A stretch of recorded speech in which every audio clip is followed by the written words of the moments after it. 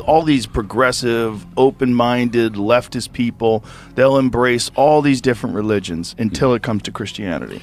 And for whatever reason, that represents like white male, whatever it represents, colonialism, whatever it represents, it's negative. Yeah, sure, it's gotten a bad rap. And people do feel free to beat up on it. Mm-hmm. Even I do when I see it's like, when it's not fair, when I think it's off. Right. Like, when they appoint some cardinal in some diocese and he's been covering up for like people who are child molesters. Yes. Or, like Theodore McCarrick or Cardinal Wuerl or those kind of guys. I mean. Or the Pope. Yes, absolutely. I'm Benedict. Not Benny. Well, he was covering up, but so is the guy now. Is he really? Well, yeah. It's not great. I thought he was like the more progressive Pope. Oh, he's very progressive, yes. But he's covering up for stuff as well. Well, they all are. I mean, it's a dark institution in a lot of ways because it's history. At any rate, and I've had my own run-in with the bishops. I mean, who are they? Well, they're... I remember when I directed The Passion, I went to the USCCB to get support for the film. And those men couldn't get away from me fast enough. And all but a few of them turned their back on me. And it was pretty telling about who they were. A pretty insipid bunch. And it doesn't look like anything's changed. Geez, I remember back in the 70s, old priests, good priests, who were bullied and persecuted by their bishops. There was a rash of it back then also, and it was because they wanted to maintain what it was that they were ordained to do. They didn't want to go along with the new liturgy and the reforms of Vatican II, and so that they were really heavily leaned on. It was never abrogated, the old Mass, never. And it still hasn't been. You can't. It's protected by quo primum.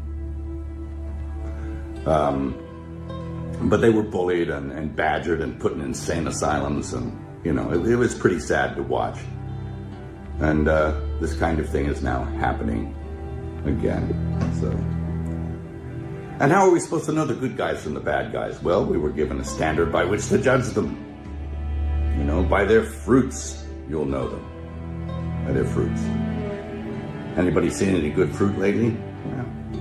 It's tough. And look, I'm a pretty sinful guy. I mean, I'm as venal as the next guy. But I know the difference between a shepherd and a hireling. And I think that the vast majority of these bishops are just a bunch of hirelings. And my question is, who's hiring them? I don't think it's Jesus. Is it Francis? Who's hiring Francis? Is it Pachamama? I mean, I think you need to look at the whole institution. And, I'll quote Archbishop Vigano again in saying that he believes that there was a parallel counterfeit church set up to eclipse the real one. He's suggesting usurpation or an inside job. It seems that way. Anyway, of course we know the gates of hell will not prevail against it. The victory is God's, not ours. And it will flourish if we keep it in our hearts. It can flourish in our hearts and keep the faith. And that's what's going to happen. That's what I encourage you to do. Again, I'm sorry for your pain, the injustice. I'll definitely throw something in the hat to add my support. And God keep you and God bless you. Thank you. Mm-hmm. Well, the institution, it was instituted by Christ, but that doesn't mean that it can't be flawed. And there's a school of thought that says it isn't what it purports to be anymore. It's moved away from what it was intended to be and what it is. Almost, there's a guy called Bishop Vigano who says it's a counterfeit parallel church. And it's running an entirely different religion. I actually don't adhere to a post-conciliar church. I adhere. Can you define what that means? Okay. There was an event that happened in the 60s. First, there was an event in the Vatican where they elected John the 23rd Pope, right, in 1958. I was 2 years old, right? He was elected, and it was a very funny thing that happened in the conclave.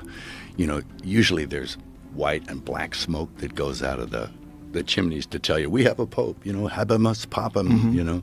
And the white smoke came out. And everybody cheered, and they went crazy.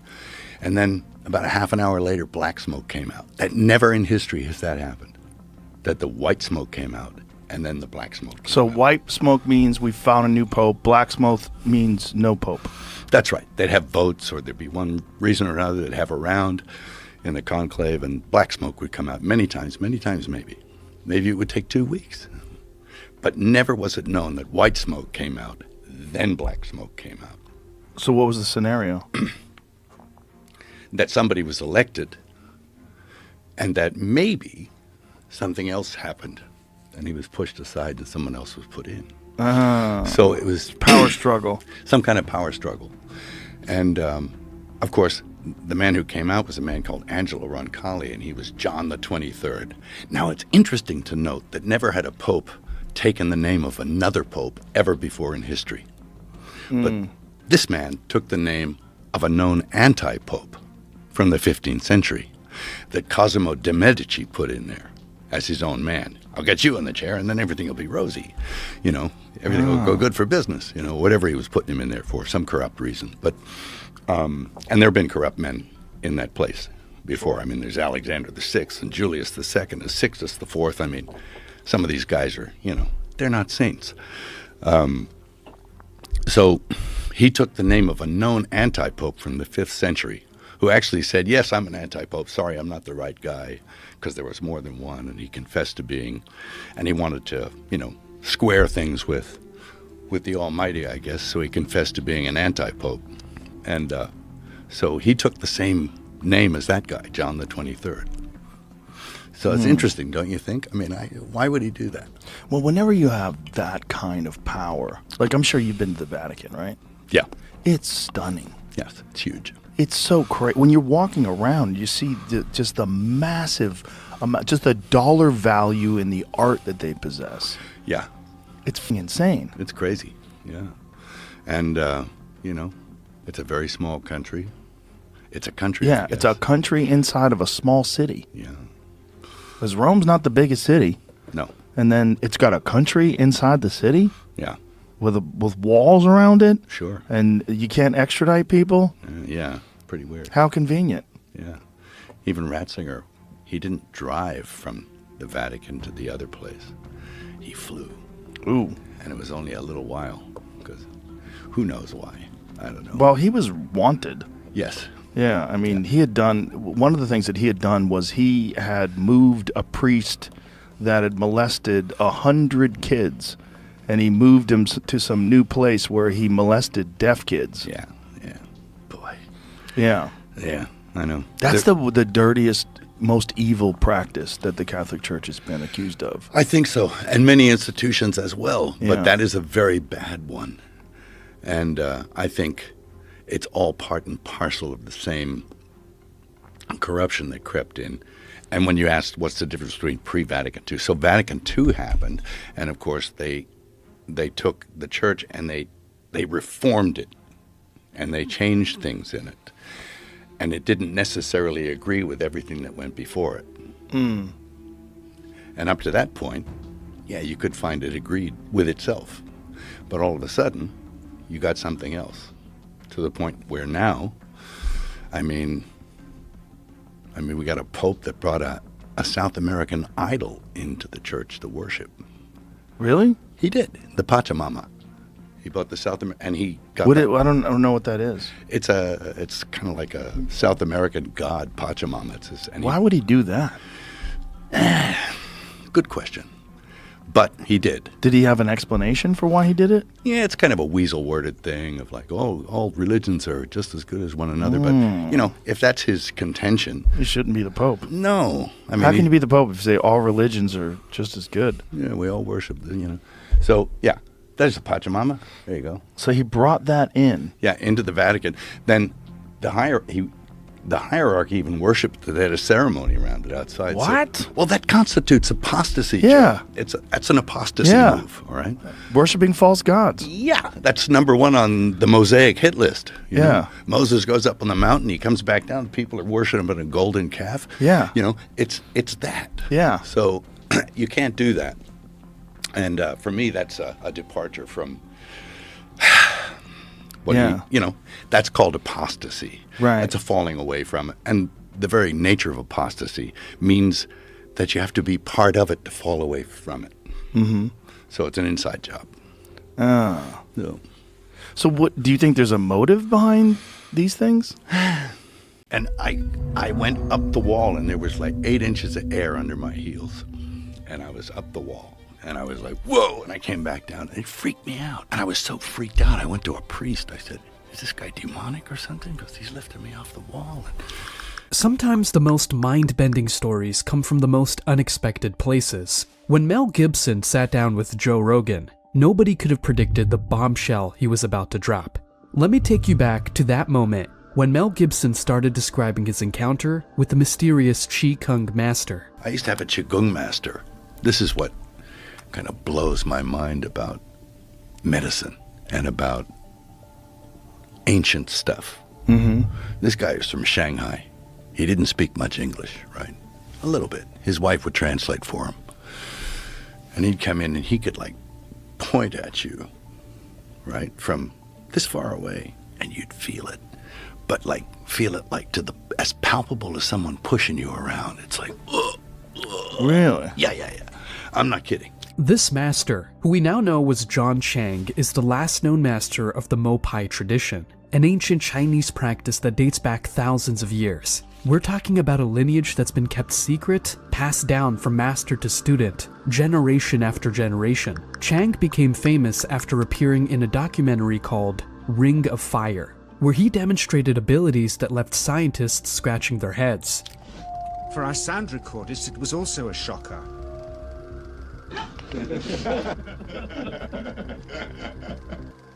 Dr. Roger doesn't know what to expect.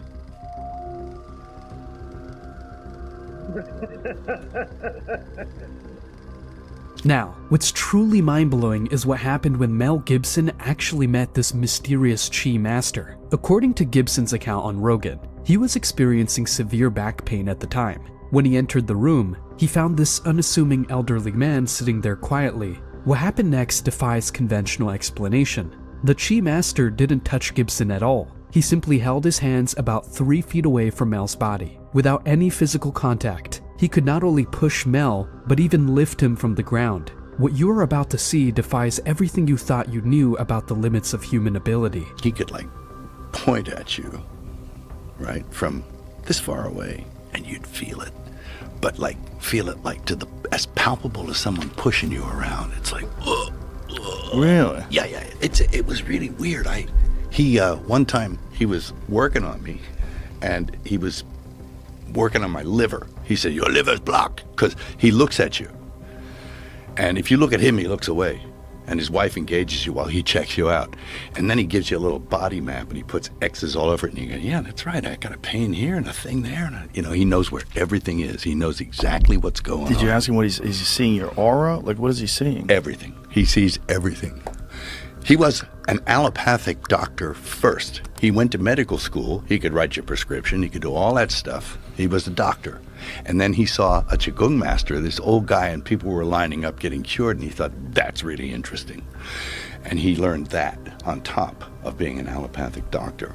So this aligns perfectly with what we know about John Chang's abilities from the only documented footage of him in Ring of Fire. Chang was known to manipulate bioelectromagnetic energy, or Qi, to such a degree that he could light newspaper on fire from a distance and conduct electricity through his body without harm. Take a look. He then took our newspaper outside and showed us how qi can also be used to set things on fire.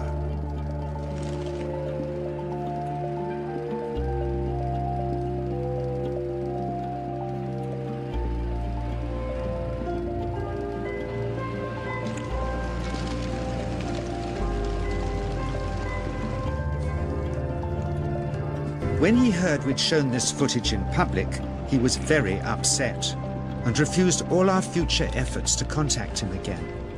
The ancient practice behind these abilities is called Mopai, a secretive Taoist tradition that dates back thousands of years. Unlike other martial arts or qi cultivation methods, Mopai practitioners focus on developing something called yin qi, the receptive, cooling energy, before working with yang qi, the projective, heating force. This reverse approach is what supposedly allows for these extraordinary abilities. Chang's techniques were rarely shared outside his inner circle, but we know that the training involved intense meditation, breathing exercises, and something called small universe circulation, directing energy through specific pathways in the body. The process typically took decades of dedicated practice, with many practitioners never making it past the initial stages. First, you learn to distinguish between yin and yang qi in your body.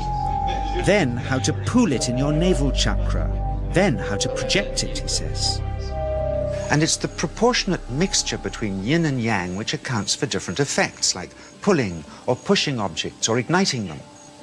Then he gets really strange. He says that mastering yin qi is the key to the spirit world. What makes Gibson's experience so compelling is that it matches perfectly with accounts from Chang's other students and witnesses. They all describe the same sensation of intense heat and immediate therapeutic effects.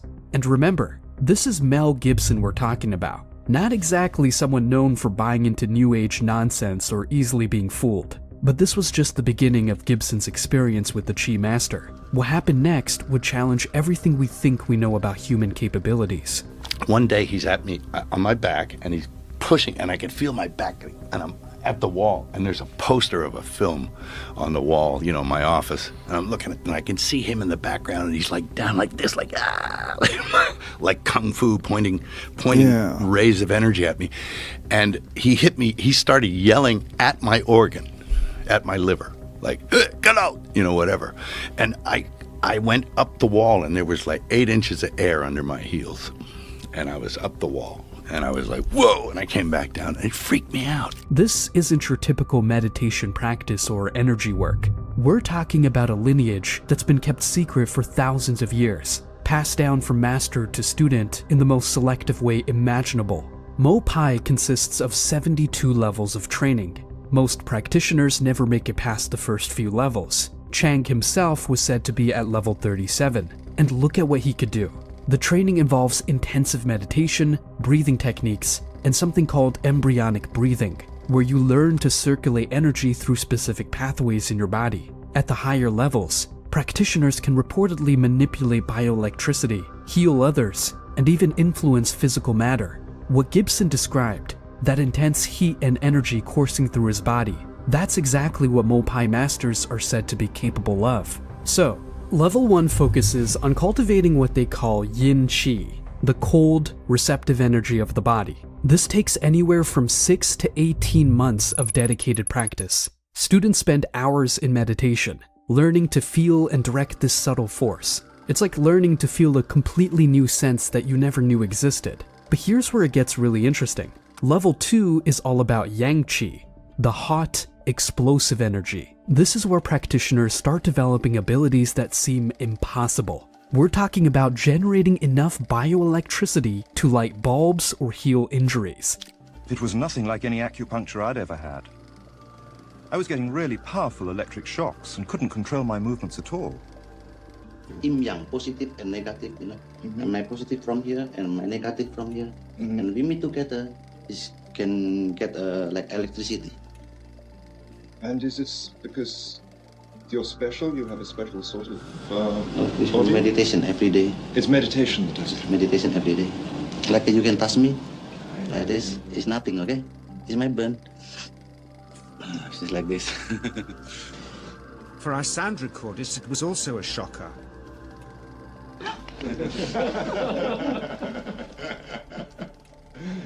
Dr. Roger doesn't know what to expect.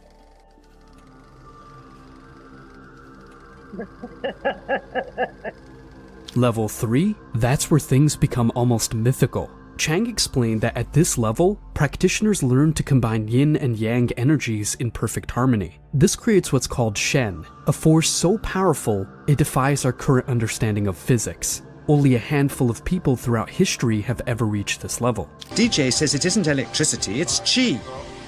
It's 1, 2, up. I feel it in my whole body. I feel it at 3, 0.3. I feel it in my legs. But suspecting there's some tricky setup on his premises they can't find, they insist we all go to a randomly chosen hotel room several miles away to see if he can light a light bulb with his fingers. It doesn't ground on the wall. So Greg holds and grounds one wire, while DJ pumps chi through the other. The bulbs are LEDs, light-emitting diodes, which ignite in different colors according to the intensity of current. Yes. On, off, on. Brilliant. Oh, you're blinking. Mel Gibson was so shaken by what he witnessed that he even sought counsel from his priest, who is also an old Jesuit with extensive knowledge. Concerned, he asked if what had happened to him was demonic or anything of a supernatural nature. Here's what Mel Gibson said more exactly. And I was so freaked out, I went to a priest. I said, is this guy demonic or something? Because he's lifting me off the wall. And the priest was like, he was an old Jesuit, right? A traditional old guy. And he was a cross between Jimmy Stewart and Elmer Fudd, you know. That's the way he sounded. And I said, is this anything like demonic about this guy? Like he says, whoa, did he heal you? Like that. And I said, why, yes, he did. And he said, that's all right then. And he says, I have no trouble with something like that, because it was within the realm of possibility that somebody had power like that, and that it's inexplicable, but that it works. And it did work. Chang wasn't showing off these abilities for fame or fortune. In fact, he was extremely selective about who he worked with. He believed these powers came with enormous responsibility. There are stories of him turning away wealthy people who offered him millions just to demonstrate his abilities. The real question isn't whether these abilities are possible. The evidence is pretty compelling that they are. The question is, are we ready as a society to seriously explore these capabilities? And more importantly, are we mature enough to handle that kind of power responsibly? What happened in that room with Mel Gibson and John Chang wasn't just a cool story for a podcast. It was a wake-up call, a reminder that we're just scratching the surface of human potential. And maybe, just maybe, those ancient traditions weren't so primitive after all.